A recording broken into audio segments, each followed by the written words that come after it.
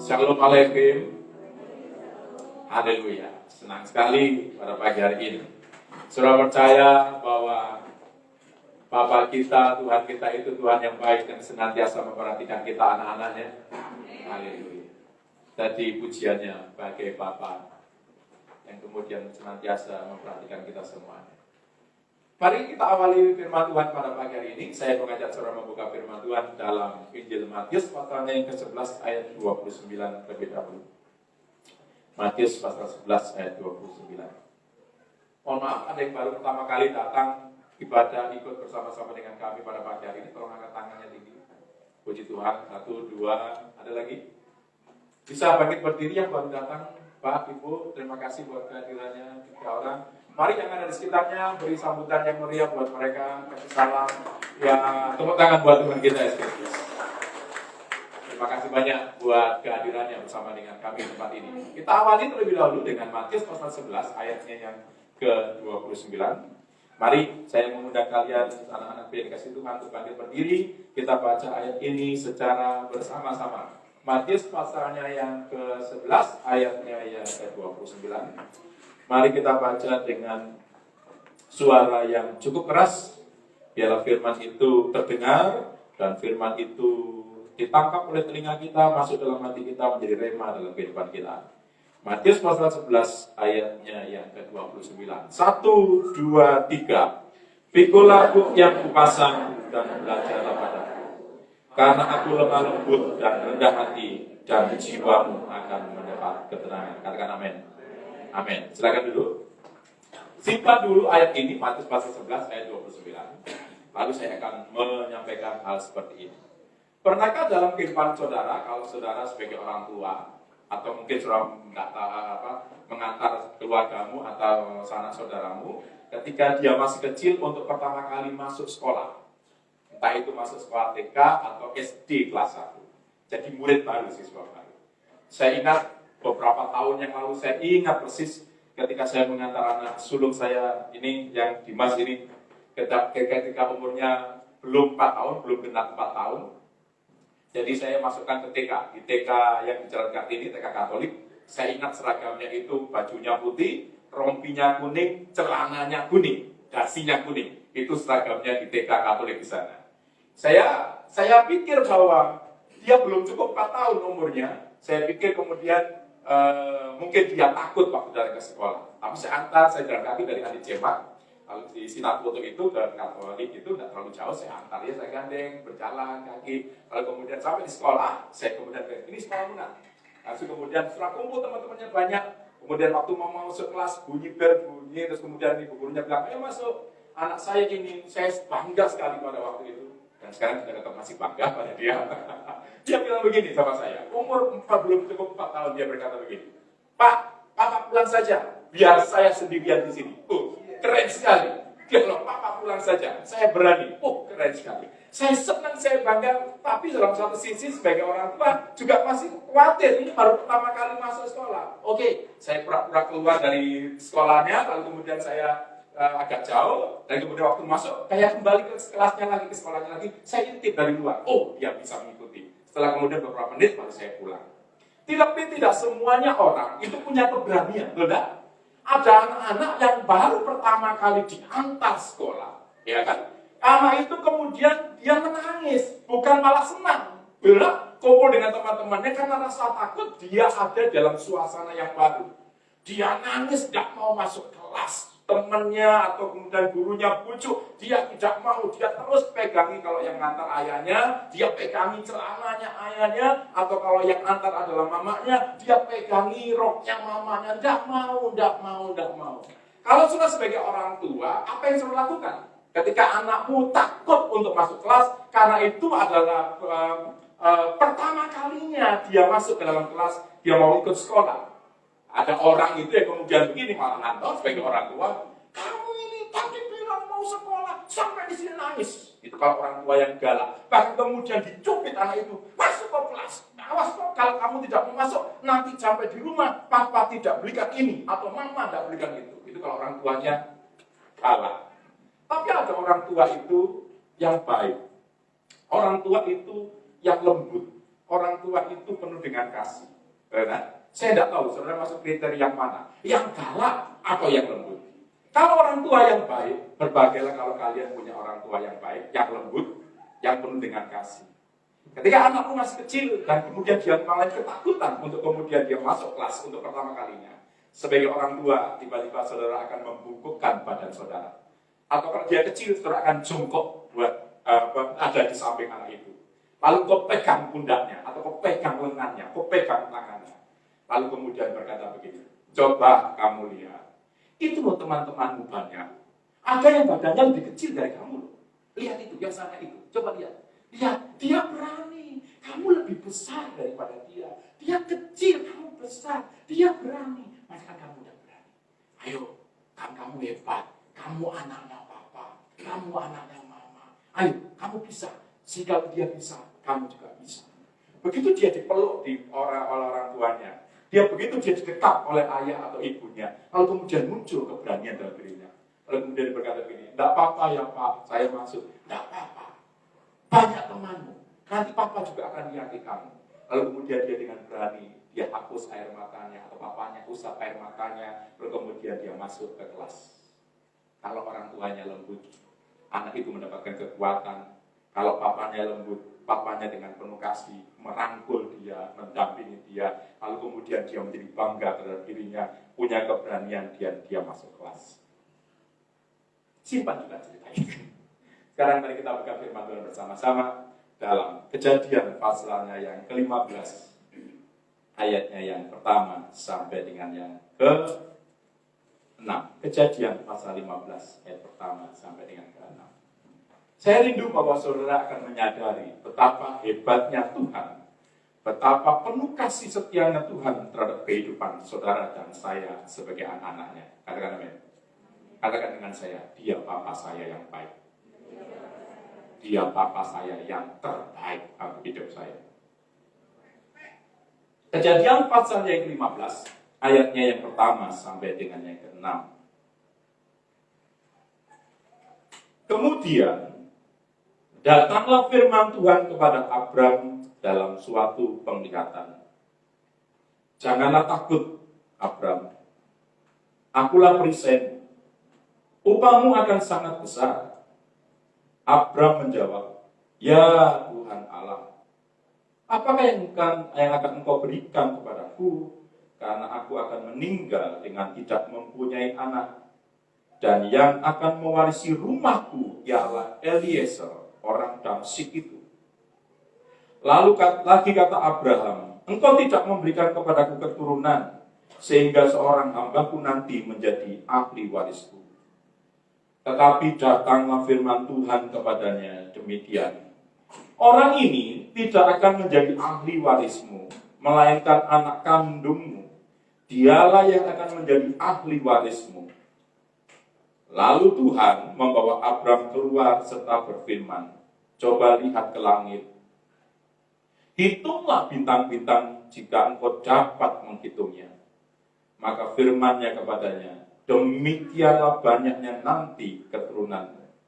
Lalu percayalah Abram kepada Tuhan, maka Tuhan memperhitungkan hal itu kepadanya sebagai kebenaran. Abram percaya, sudah melihat, sudah mendapat, atau dia percaya oleh karena janji firman Tuhan.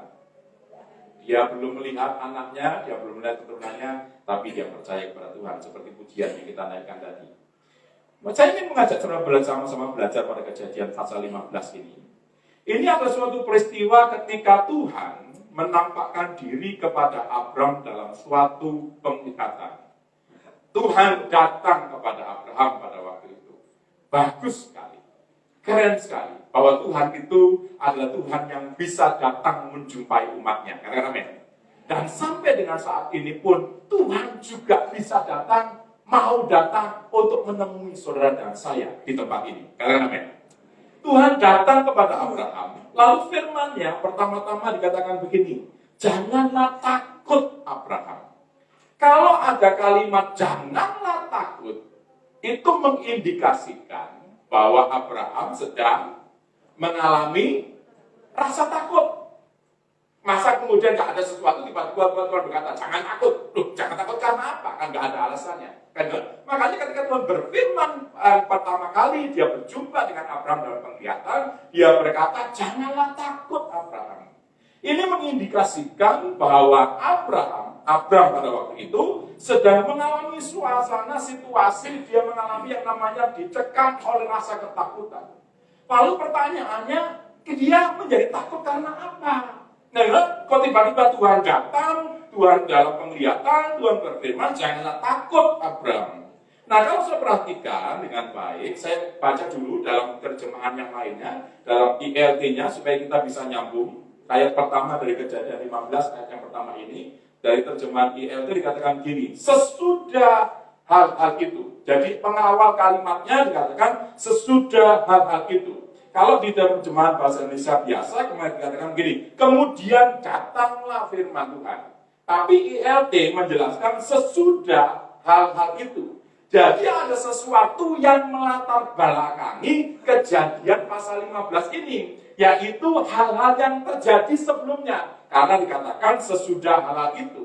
Supaya saudara mengetahuinya, saudara mesti baca pasal sebelumnya, yaitu pasal 14. Hal-hal yang terjadi sebutkan itu, hal-hal yang terjadi itu, hal-hal yang sesudah itu, apa saja.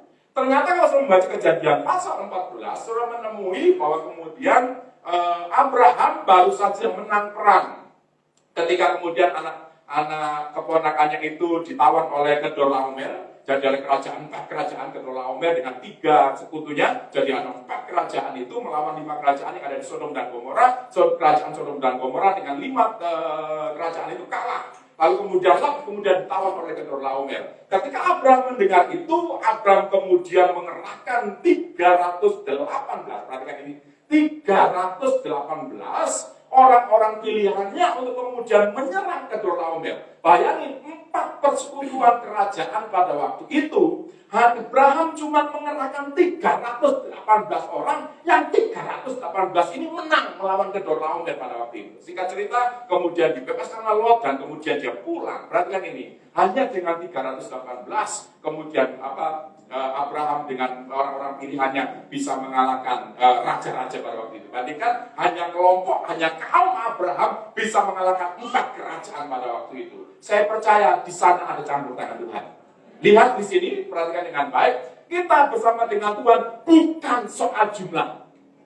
Hanya kekuatan sedikit. Kalau bersama dengan Tuhan, kita lebih daripada pemenang. Kalau Tuhan ada di pihak kita, siapakah yang menjadi lawan kita? Namun setelah mengalami kemenangan yang luar biasa, dan dia kemudian kembali ke tempat perkemahannya, Abraham kemudian jika merasa takut. Maksudnya begini, jangan-jangan kemudian mereka kemudian membangun kekuatan yang lain, minta bantuan kerajaan yang lain, lalu menyerang lagi. Nah, ketika dalam kondisi seperti ini, makanya Tuhan perlu datang menjumpai orang yang dikasihinya. Beberapa minggu yang lalu saya jelaskan bahwa Abraham adalah sahabat Allah. Dia menemui sahabatnya dan berkata, jangan takut Abraham. Saya ingin menyampaikan kepada saudara semuanya yang hadir pada pagi hari ini. Ketika saudara pada pagi hari ini mengalami yang namanya kecemasan, ketakutan, Tuhan datang kepada kita dan berkata, jangan takut. Kasih tahu, jangan takut. Yang keras, jangan takut. Apa yang saudara saya takutkan hari-hari terakhir ini? Jangan takut atas apapun juga. Kemudian Tuhan melanjutkan begini, jangan takut Abraham, sebab akulah perisaimu. Tuhan memberikan suatu jaminan kepada Abraham pada waktu itu, bahwa yang menjadi perlindunganmu, bahwa yang kemudian menyertai engkau, bahwa yang melindungi dalam setiap aspek kehidupanmu, bukan manusia, bukan malaikat. Tuhan berkata begini, akulah perisaimu. Pernyataan akulah perisaimu, Tuhan ingin menyatakan, Abraham, lihat ini, sahabatku, aku sendirilah yang akan menjadi perlindungan dalam kehidupanmu. Katakan amin. Luar biasa sekali. Manusia biasa yang sama seperti saudara dan saya, yang namanya Abraham ini, Tuhan datang dan berkata, akulah perlindunganmu, akulah perisaimu. Kalau Tuhan yang menjamin bahwa akulah perisaimu, kita ini kemudian perlu ragu atas apa lagi? Betul, saudaraku? Kalau Tuhan berkata kepada saudara, akulah perisaimu, itu buat kita cukup. Tidak perlu ditambah dengan yang lain, sebab Tuhan senantiasa bersama-sama dengan kita. Katakan amin. Tapi kemudian setelah kita lihat, bukan hanya Tuhan berkata, akulah perisaimu. Kemudian dikatakan begini dalam firman Tuhan, upahmu akan sangat besar. Tuhan tidak hanya menjanjikan sebuah jaminan bahwa aku adalah perlindunganmu, tapi sekaligus Tuhan juga mengatakan, Bram, perhatikan ini, aku ini perisaimu, aku ini perlindunganmu, dan aku juga akan memberkati engkau. Katakan amin. Jadi sebenarnya kalau saudara dan saya mengetahui jati diri saudara di hadapan Tuhan, itu sebenarnya lebih daripada cukup atas kehidupan kita. Bahwa Tuhan menjamin perlindungan dan Tuhan menjamin berkat buat kita kehidupan kita semuanya. Jadi sebenarnya sebagai orang percaya, saudara dan saya tidak perlu memburu-buru berkat. Jadi kata amin. Nggak perlu mengejar-ngejar berkat, sebab Tuhan menjamin, akulah upahmu, akulah rewardmu, aku akan memberkati engkau, Bram. Itu luar biasanya. Makanya perlu saudara dan saya mengerti bahwa hidup saudara dan saya ini sudah dicukupkan oleh Tuhan. Sampai masa depan saudara, Tuhan sudah berkata, upahmu akan sangat besar. Katakan amin. Beritahu dulu, kayaknya wajahnya tidak yakin semua. Selalu melihat saya dengan tatapan mata kosong dan penuh dengan keraguan. Kalau masih tahu, upahmu sangat besar. Yang keras, upahmu sangat besar. Kayak mendengar dia.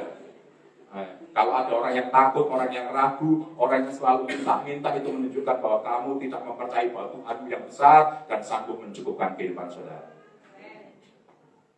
Kalau kau berserah sama Tuhan, berkat akan mengalir. Ya Pak Jansen, ada orang yang kemudian bukan jemaat di sini, kirim pintu aluminium buat kamar mandi tempat saya lagi membangun dapur. Tuhan itu baik. Tepuk tangan buat Tuhan. Tepuk tanganmu panas sekali, tepuk tangan yang keras. Kalau sedang membangun atau apa-apa itu tidak perlu pengumuman lah. Tidak perlu kemudian dimasukkan Facebook, terus kemudian berkata begini. Itu dua hal yang kemudian saya perhatikan ya. Orang kemudian memang sedang membangun, sedang mohon doa, atau iman bisik-bisik. Kami sedang membangun. Tuhanlah yang mencukupkan. Sudah tahu tujuannya, dia pengumuman, bisik-bisik pengumuman kepada orang lain, supaya orang lain bantu dia. Nah, gitu. Kita lewat itu. Sekarang mari kita belajar kembali ya. Tuhan berkata, upahmu akan sangat besar. Nah, kalau kemudian Tuhan menjamin, kalau saudara mendengar Tuhan sendiri bicara pada saudara, bukan saya, bukan kemudian pendeta siapa yang bicara kepada saudara, tapi Tuhan sendiri bicara kepada saudara, upahmu akan sangat besar, anakku. Aku akan memberkati engkau. Saya tanya, saudara senang atau tidak? Saudara bahagia atau tidak? Saudara sukacita atau tidak? Tentu saudara kemudian akan sukacita, sebab Tuhan memberikan jaminan bahwa upah saudara akan sangat besar. Tapi dalam peristiwa ini, ketika Abram mendengar, upahmu akan menjadi besar, Abram, upahmu akan sangat besar, Abram. Tuhan perhatikan ini dengan baik, firman Tuhan ini. Abram pada waktu itu tidak menyambutnya dengan sukacita. Dia tidak sumpah, dia lompat-lompat dan menari-nari. Lihat ayat selanjutnya, dikatakan ayat 2, dikatakan begini. Abram menjawab, ya Tuhan Allah. Jadi nadanya itu nada yang apa ya, yang agak melas gitu loh. Ya Tuhan Allah. Kenapa gitu? Alasannya apa? Buat apakah yang akan kau berikan kepadaku? Karena aku akan meninggal dengan tidak mempunyai anak. Artinya kurang lebih seperti ini.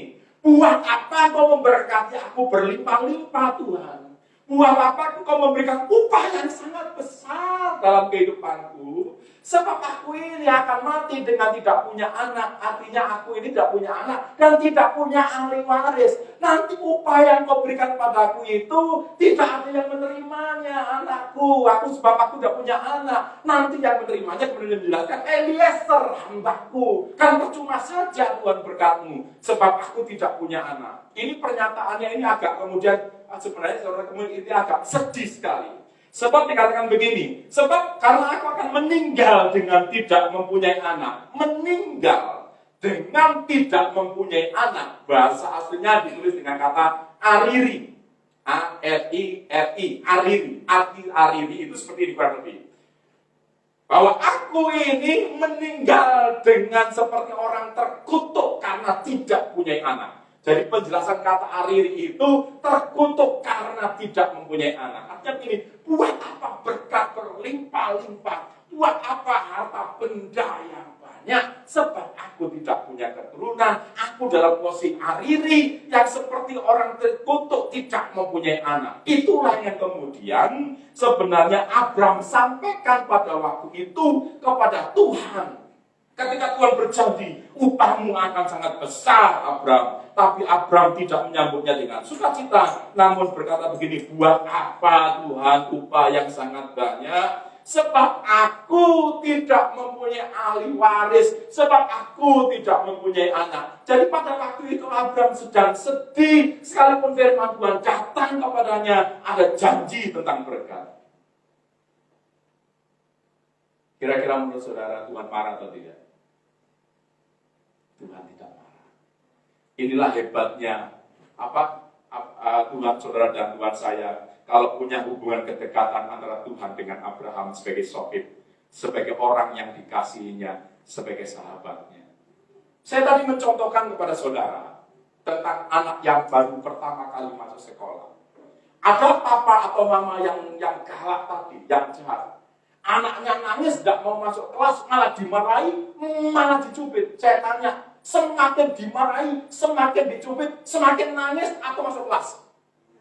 Semakin nangis, semakin tidak mau masuk.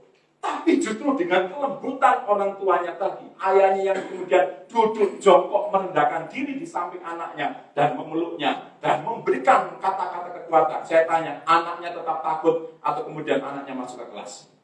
Anaknya masuk ke kelas. Kenapa saya beri gambaran ini kepada saudara? Saya ingin menjelaskan kepada saudara betapa hebatnya Tuhan saudara dan saya. Dia Bapa yang baik. Ketika Abraham mengalami kegelisahan, ketika Abraham mengalami rasa sedih karena dia belum punya anak. Umur Abraham ketika firman Tuhan di Kejadian pasal 15 ini kurang lebih umurnya sudah 85 tahun. Di Kejadian pasal 12 ketika Abraham dipanggil oleh Tuhan, itu umurnya sudah 75 tahun. Jadi ini 10 tahun berikutnya. Bagaimana kemudian dia belum mendapatkan anak. Jadi dia berkata, Tuhan, aku sudah ikut engkau 10 tahun sampai sekarang, aku belum punya anak. Umurku sudah makin tambah, aku sudah semakin tua, 85 tahun umurku sekarang. Buat apa tadi berkat-berkatmu itu kalau aku tidak mempunyai anak? Tapi ini sesuatu yang luar biasa yang ingin saya tunjukkan kepada saudara dan saya pada pagi hari ini. Lihat di ayat yang ke-5 dan ke-6. Kita lompat ayat 5 dan ke-6. Perhatikan itu.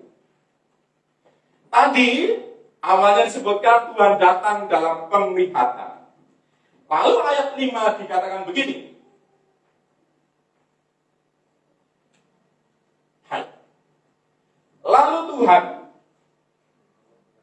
Lalu Tuhan membawa Abram keluar. Lihat dengan baik. Lalu apa? Tuhan membawa Abram keluar. Kalau Tuhan membawa Abram keluar, kira-kira menurut saudara masih dalam penglihatan? Masih dalam penglihatan? Saya berpikir begini. Ini pemikiran saya. Tuhan itu bukan lagi dalam penglihatan, tapi Tuhan hadir di samping Abraham. Seperti ayah terhadap anaknya tadi. Lalu dia pegang. Sini kecil. Anaknya siapa ya? Kan dikatakan, lalu apa? Tuhan membawa Abraham keluar.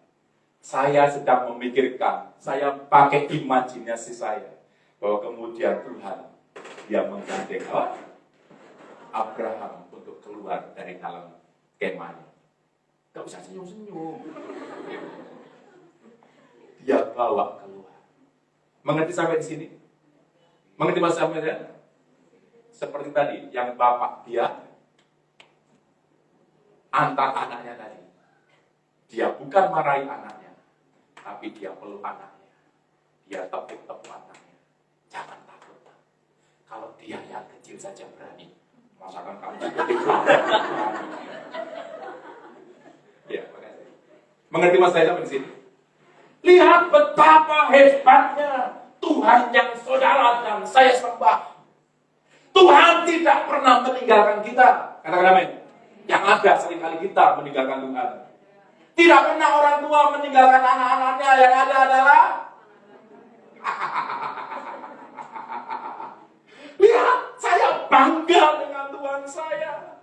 Dia bawa Abram keluar. Dia gandeng. Dia tuntun dengan kelembutan. Tuhan tidak marah karena Abram sedih pada waktu itu. Tapi dia dengan tetap lembut, dia gandeng Abram keluar. Dan kemudian perhatikan di sini, lihat apa yang Tuhan katakan.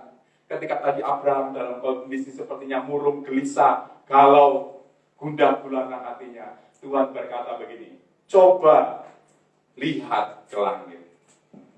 Kalau dalam bahasa Indonesianya agak kurang jelas karena dikatakan coba lihat ke langit. Kalau saudara cari kata coba dalam bahasa aslinya, itu ditulis dengan kata na, N-A, lalu ada koma di atasnya. Bacanya na, ada kayak W di belakangnya. Nah, kata na ini hanya kata coba yang kemudian dituliskan dengan kata na ini, itu maknanya sungguh mempengaruhi kalimat ini. Sebab dalam bahasa Indonesia dikatakan coba lihat ke langit. Dalam terjemahan lama itu kemudian dikatakan tolonglah. Atau kalau saya baca bahasa Inggrisnya atau dalam definisi bahasa Inggrisnya ditulis dengan kata please. Mengerti mas saya? Please itu sebuah permohonan dengan sebuah kesopanan. Quiet please. Betul enggak? Please itu dia berkata please, bayangin Tuhan yang maha tinggi bicara kepada manusia, dia tidak bicara dengan keras, tapi pakai kata please. Jadi coba lihat ke langit. Tuhan itu berkata kepada sahabatnya yang digandeng, yang dituntun, dibawa keluar tadi, dia berkata begini, tolong kamu lihat ke langit, nah. Seperti membandingkan, coba kamu lihat itu temanmu sana. Dia lebih kecil daripada kamu. Seperti itu, kurang lebih dia. Coba, atau tolonglah kamu lihat ke langit. Dalam perspektif budaya Yahudi, kalau sudah membaca literaturnya, bahwa keadaan ini ada sesuatu yang dramatis sekali. Yang sangat menyentuh hati sekali. Bagaimana Tuhan yang maha tinggi terhadap Abraham yang adalah orang yang dikasihi, yang dicintainya, Abraham yang sahabatnya itu, Tuhan itu merendahkan dirinya. Dia berkata dengan nada yang sopan kepada Abraham dan berkata, tolong kamu lihat ke langit. Artinya perhatikan dengan baik saudara yang dikasih oleh Tuhan Kristus, bahwa kemudian Tuhan berkata, please lihatlah ke langit Abraham. Kamu lihat di sana. Kalau kamu bisa menghitung jumlah bintang-bintang di langit, demikian banyaknya lah nanti keturunan.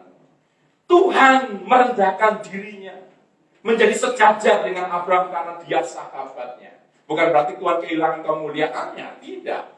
Dia tetap Tuhan yang maha tinggi. Sekalipun tadi saya merendahkan diri saya jongkok atau kemudian saya menunduk pada anak saya tidak kemudian merendah, kemudian menjadi rendah karena saya merendahkan diri. Saya tetap apa-apanya, saya tetap ayahnya, saya tetap dia anaknya. Posisi kita tidak pernah berubah, identitas kita, tapi kemudian kita hanya kemudian memperlakukan anak kita sejajar dengan kita.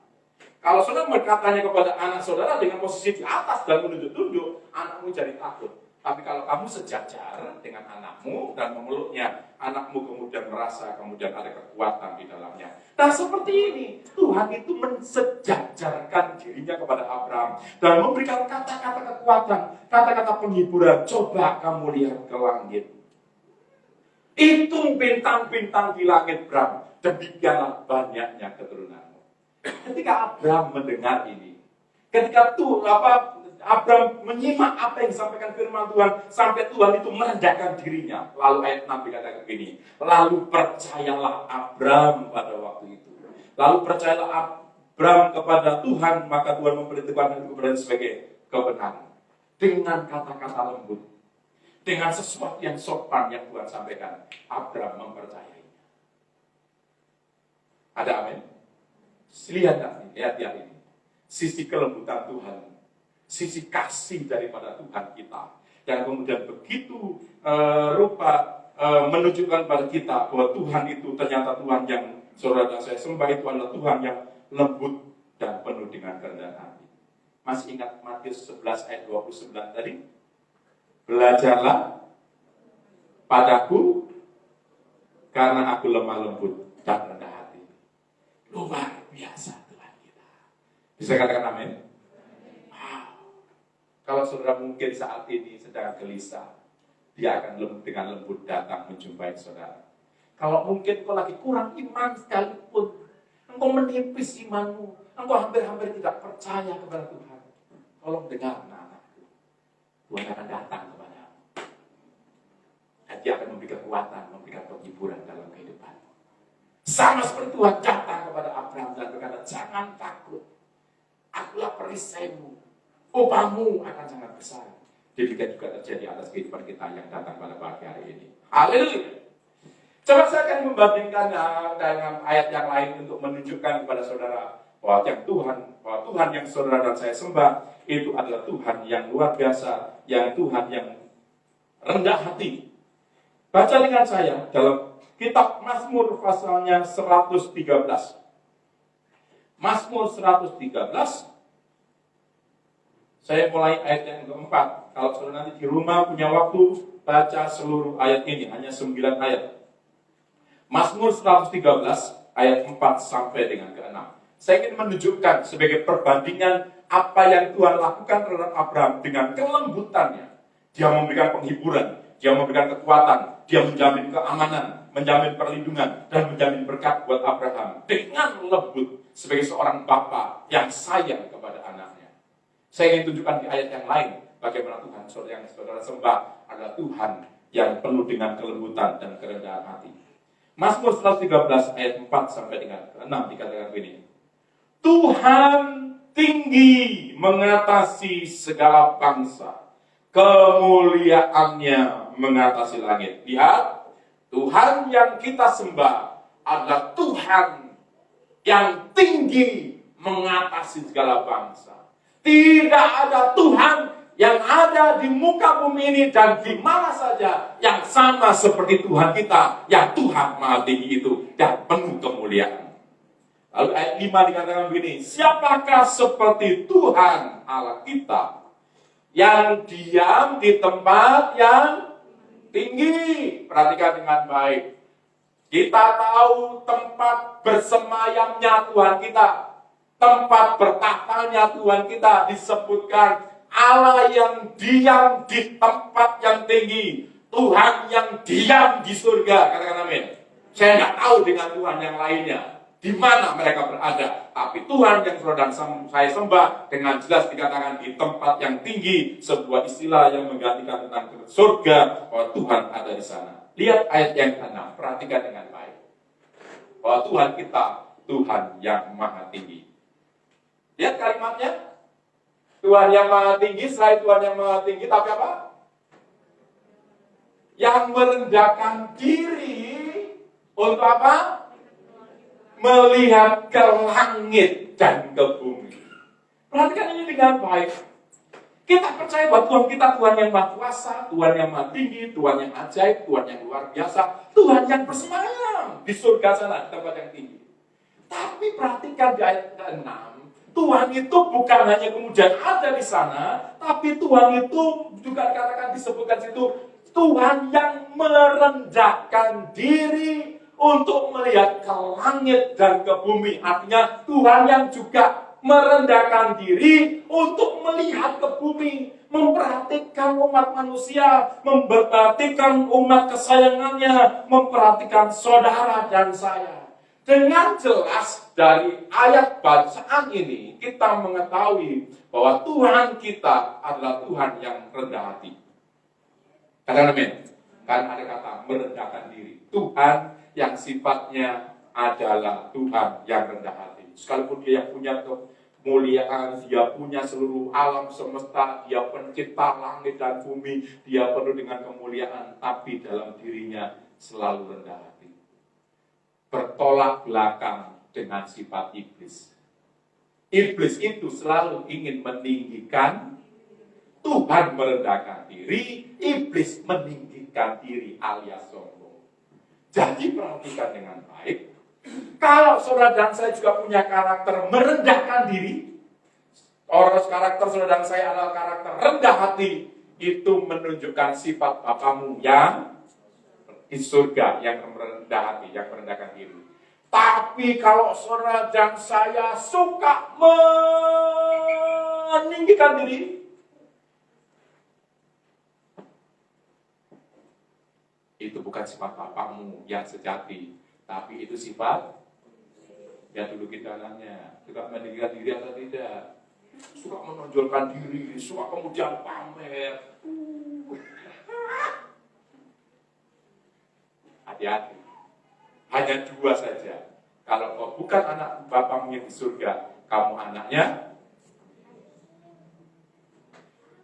Sifat dari Bapa kita suka merendahkan diri. Coba perhatikan ayat yang kelima dan ke-6 ini dari Mazmur pasalnya yang ke-113. Siapakah yang petuai Tuhan yang diam di tempat tinggi, yang merendahkan diri untuk melihat ke langit dan ke bumi. Tolong camkan dulu ayat ini dengan baik. Perhatikan dengan sesama ayat ini. Kalau saudara membaca ayat ini, apalagi khususnya ayat ke-6, yang merendahkan diri untuk melihat ke langit dan ke bumi. Apa yang kemudian muncul di benak saudara? Pribadi siapa itu? Jawab yang keras gitu loh. Pribadi siapa ini kalau menurut saudara?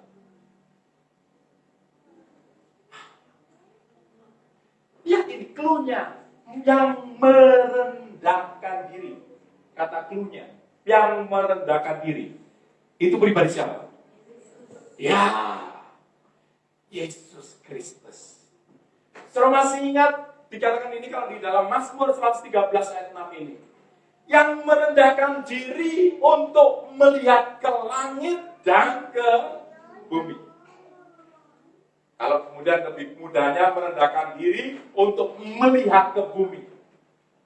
Siapakah pribadi Tuhan yang maha tinggi? Tuhan yang bersemayam di surga. Tapi pernah datang ke muka bumi sebagai manusia. Dialah Yesus Tuhan kita. Benar?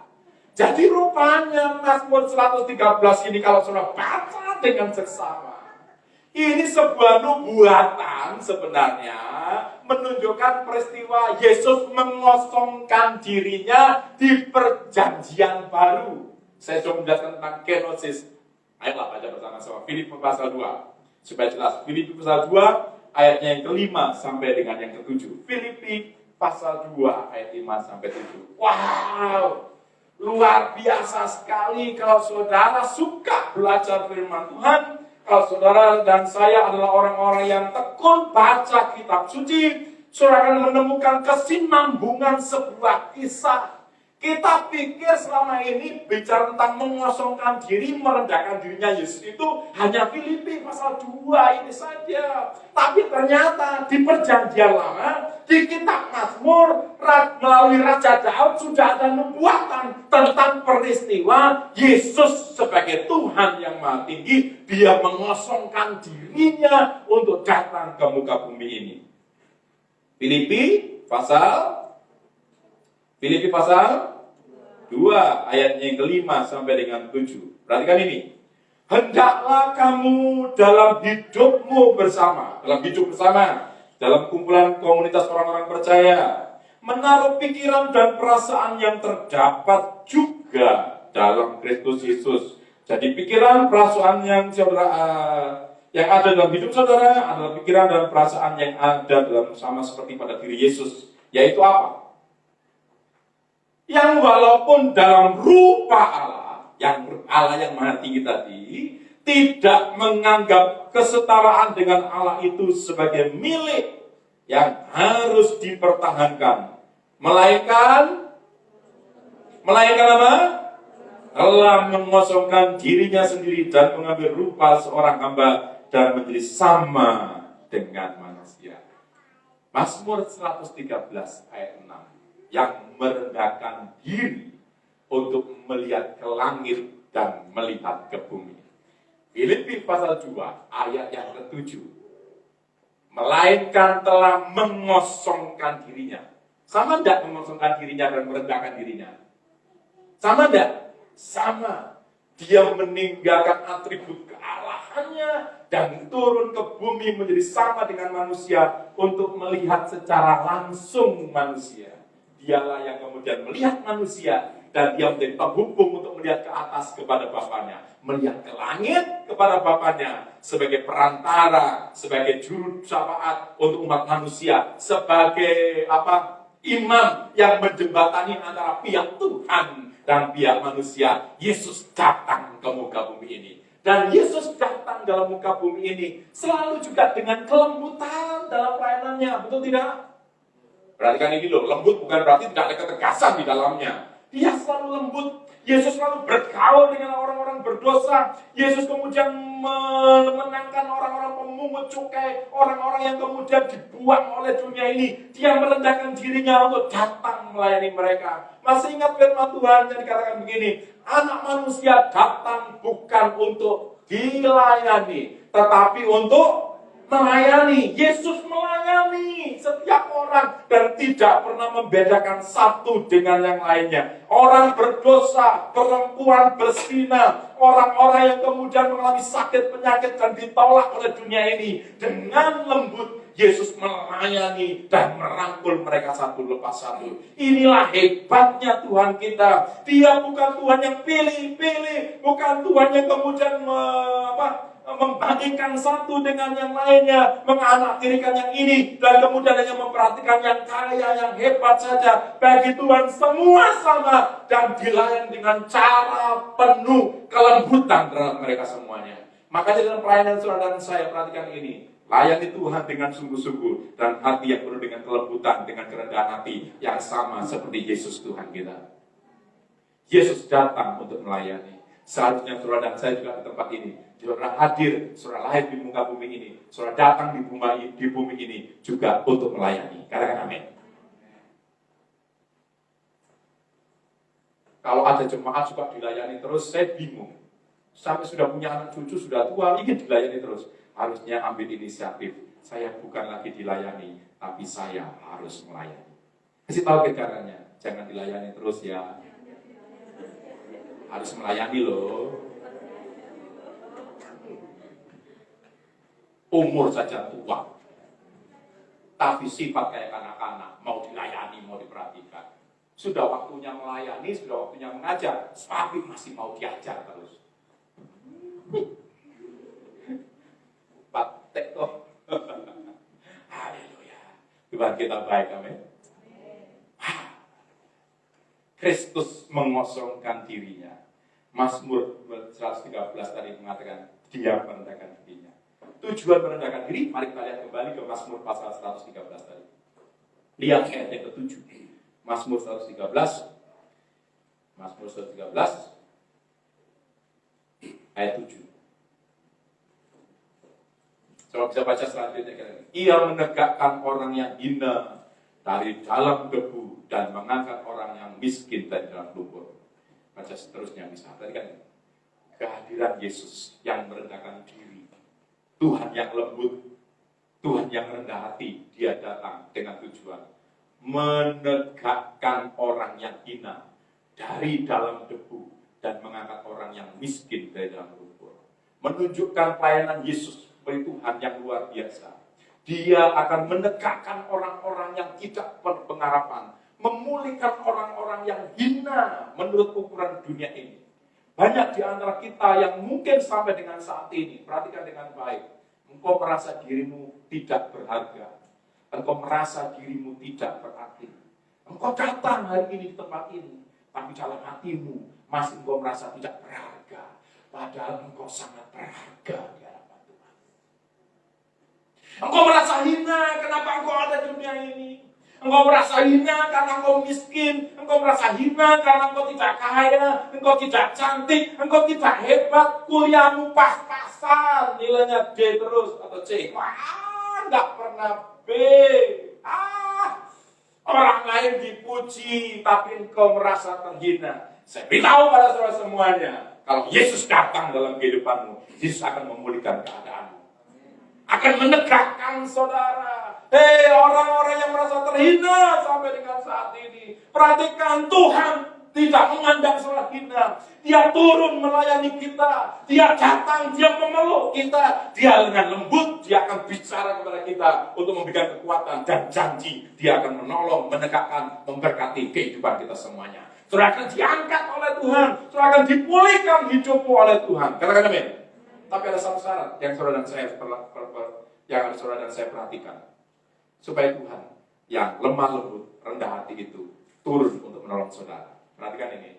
Perhatikan sifat Tuhanmu itu Tuhan yang rendah hati. Tuhan yang lembut. Kalau saudara mau datang untuk dipulihkan, syaratnya juga saudara juga harus datang dengan rendah hati di hadapan Tuhan. Itu saja syaratnya. Nggak perlu bawa kambing. Tapi kalau punya kambing, bawa sini juga nggak apa-apa. Nggak perlu bawa sarang walet. Tapi kalau punya sarang walet juga nggak apa-apa. Apa sih maksudnya? Sudah perlu kemudian bawa bunga, bawa menyan, bangun gedung gereja supaya kelihatan saudara berkenan di hadapan Tuhan. Kalau mau ditolong oleh Tuhan, cukup saja datang dengan kerendahan hati. Katakan, datang dengan kerendahan hati. Yakobus pasalnya yang keempat, ayatnya yang ke-6. Perhatikan ini. Kalau engkau mau mendapat pertolongan daripada Tuhan. Yakobus pasalnya yang keempat, ayatnya yang ke-6.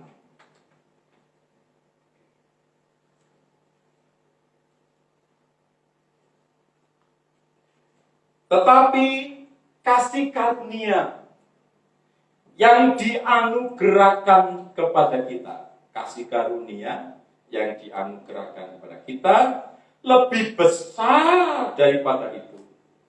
Karena itu ia katakan. Apa katanya? Yang keras, 1, 2, 3.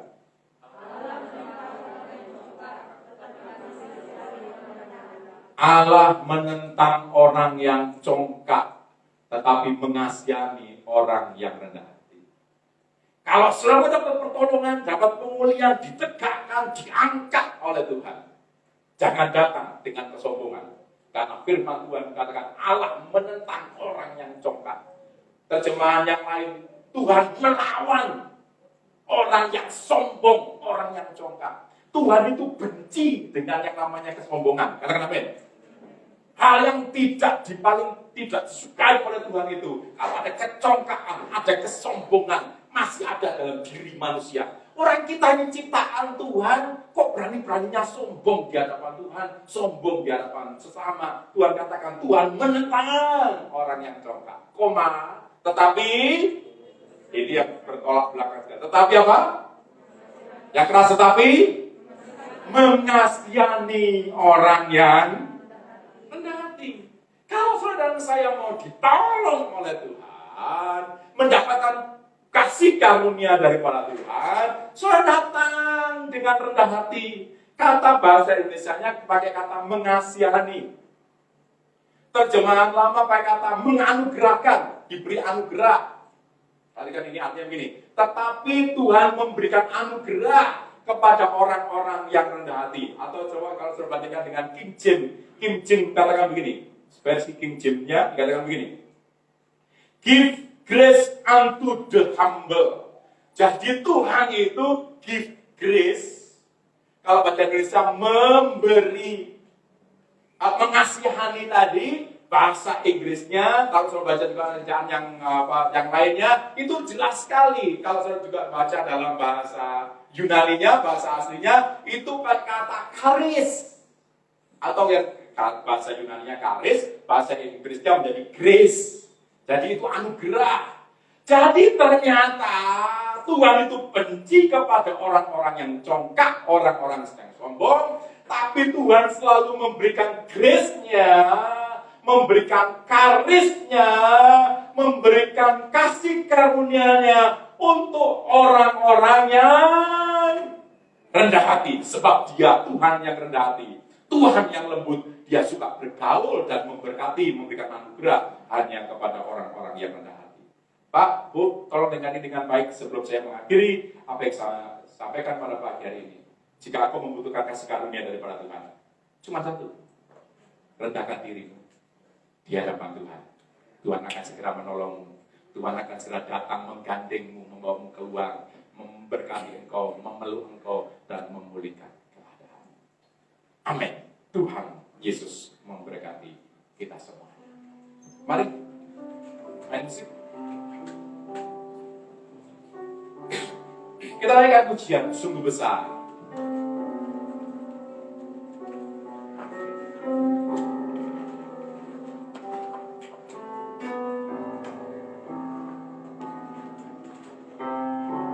Kemanakah aku dapat pergi? Sungguh indah. Sungguh indah.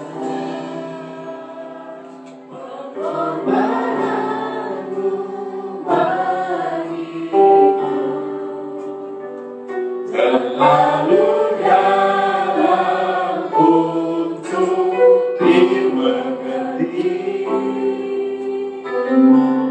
Sungguh besar.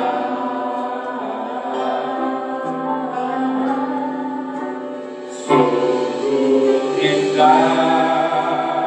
Yang kau pikirkan tentang aku ya Tuhan. Atas langit bagiku.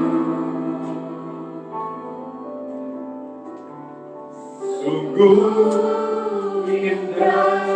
Boleh bangkit berdiri bersama-sama.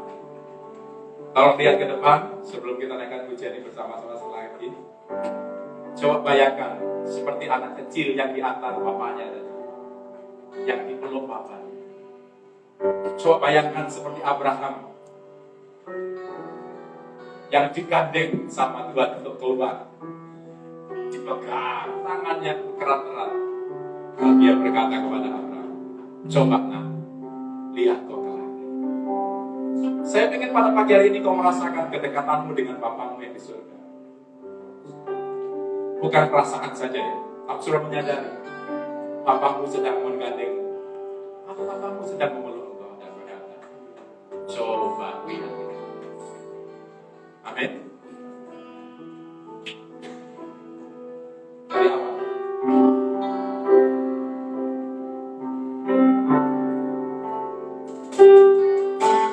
Kemana aku dapat pergi, menjauhi rohmu yang suci, kau sahabat, ya sahabatmu, ya kau dekat. Katakan amin. Akan seluruh penyakit yang bisa membalas kesetiaanmu.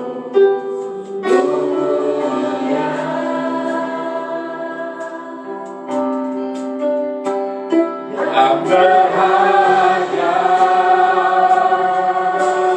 sungguh besar, pengorbananmu bagiku terlalu dalam untuk dimengerti. Sungguh besar, sungguh indah yang kau pikirkan tentang. Izinkan Tuhan mengangkat saudara, mengangkatmu dari lumpur, menegakkan kau dari kehinaan itu. Izinkan Tuhan sahabatku menolongmu. Katakan, sungguh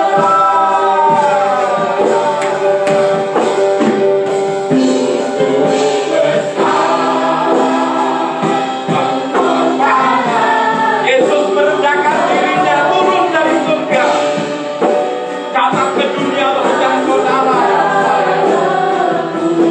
Budi mengerti, sungguh besar.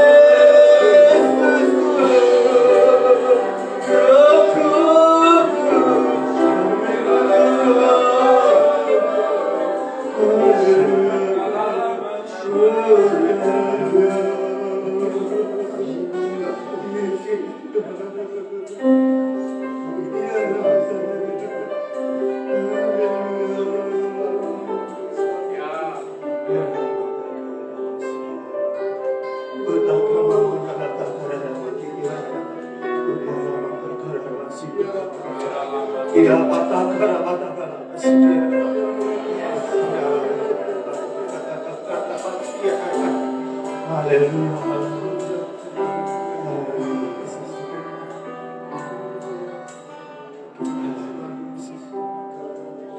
Terima kasih Bapa yang baik. Terima kasih Tuhan Yesus. Terima kasih Roh Kudus